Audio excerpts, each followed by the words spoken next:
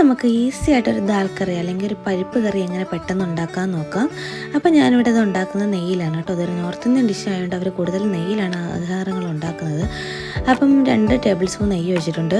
പിന്നെ അതിലോട്ട് ഞാൻ ഉണക്കമുളകാണ് പൊട്ടിച്ചിടുന്നത്. 2 ഉണക്കമുളക് പൊടിച്ചിട്ടുണ്ട്. എന്നിട്ട് ആ മുളക് നന്നായിട്ട് മൂപ്പിച്ചെടുക്കണം.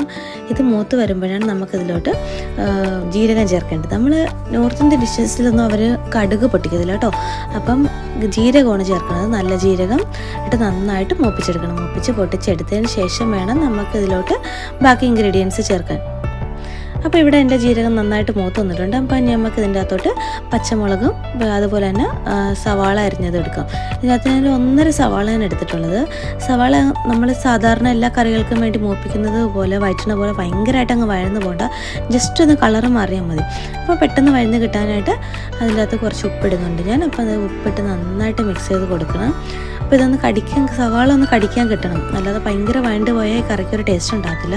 ഇനി നമുക്കിതിലേക്ക് ആവശ്യത്തിലുള്ള പൊടികൾ എന്തൊക്കെയാണെന്ന് നോക്കാം. ഫസ്റ്റ് ഞാൻ എടുക്കുന്നത് മുളക് പൊടിയാണ്. മുളക് പൊടി ഏകദേശം ഒരു 1/2 ടേബിൾ സ്പൂൺ എടുത്തിട്ടുണ്ട്. പച്ചമുളക് ഇട്ടേക്കുന്നുണ്ട്, മുളക് പൊടി കുറച്ച് മതി. അതിനുശേഷം ചേർക്കുന്നത് കായപ്പൊടിയാണ്. കായപ്പൊടി വളരെ കുറച്ച് മതിയാവും. അതിനുശേഷം നമുക്ക് ഇതിലോട്ട് ഇടേണ്ടത് മേത്തി ലീവ്സ് ആണ് കേട്ടോ, ഡ്രൈ ആയിട്ടുള്ള ഉലുവയുടെ ഇല. ഓക്കെ, അപ്പം ഇത് എനിക്ക് കുറച്ചധികം ഇടണം. ഏകദേശം ഇപ്പോൾ ആദ്യം 1/2 ടേബിൾ സ്പൂൺ ഇട്ടാൽ മതി. അതിട്ട് നന്നായിട്ടൊന്ന് മിക്സ് ചെയ്ത് കൊടുക്കാം. സവാള ഒരുപാട് വഴണ്ടുവാതിരിക്കാൻ ശ്രദ്ധിക്കണം. അപ്പോൾ ഒന്ന് ജസ്റ്റ് ഒന്ന് മിക്സ് ചെയ്ത് കൊടുത്തതിന് ശേഷം നമുക്ക് അടുത്തതിലൂടെ തക്കാളി ഇടണം. തക്കാളി ഏകദേശം 1 തക്കാളി ഞാൻ എടുത്തിട്ടുണ്ട്. അത് നല്ല കുഞ്ഞു ചെറുതായിട്ട് അരിഞ്ഞെടുത്തിട്ടുണ്ട്. ഇതും ഭയങ്കരമായിട്ട് അങ്ങ് വെന്തുടയേണ്ട ആവശ്യമില്ല. ഒന്ന് ജസ്റ്റ് ഒന്ന് കടിക്കാൻ കിട്ടുന്ന പാകത്തിന് ഇതിൽ കിടക്കണം. ഭയങ്കരമായിട്ട് വെന്ത് അങ്ങ് ഉടഞ്ഞ് ചേരേണ്ട ആവശ്യമില്ല കേട്ടോ.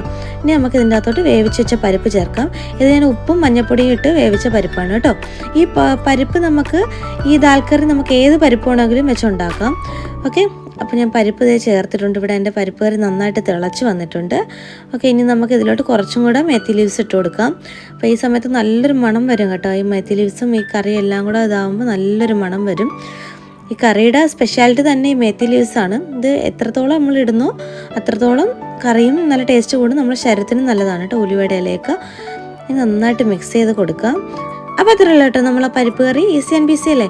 ഇത് നമുക്ക് ചോറിനോടെ ചപ്പാത്തിയോടെ നിങ്ങൾക്ക് ഇഷ്ടമുള്ള എന്തിനോടെയും കഴിക്കാം. എല്ലാത്തിനോടെ നല്ല കോമ്പിനേഷനാണ്. നെയ്യ് ഇഷ്ടമില്ലാത്തവർക്ക് സൺഫ്ലവർ ഓയിലും ഉണ്ടാക്കാം കേട്ടോ. അപ്പോൾ വീഡിയോ ഇഷ്ടപ്പെട്ട ലൈക്ക് സബ്സ്ക്രൈബ് ഒക്കെ ചെയ്യണം. അപ്പോൾ അടുത്ത വീഡിയോ കാണും വരെ ബൈ.